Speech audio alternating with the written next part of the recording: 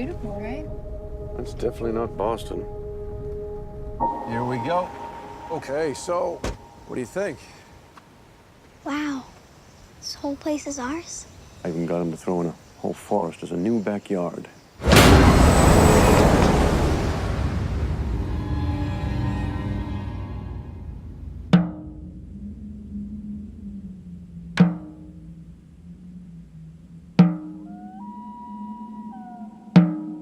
It was a myth.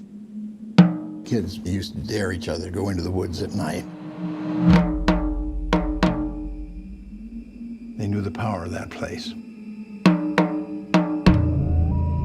They feared it. Those woods belong to something else.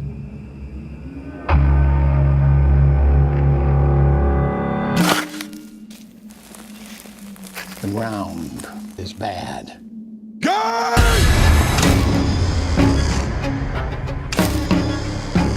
It may be just some crazy folk tale, but there is something up in those woods.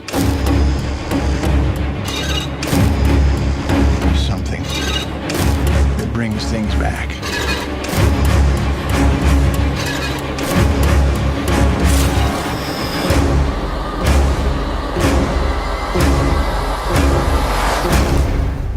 Sometimes dead is better.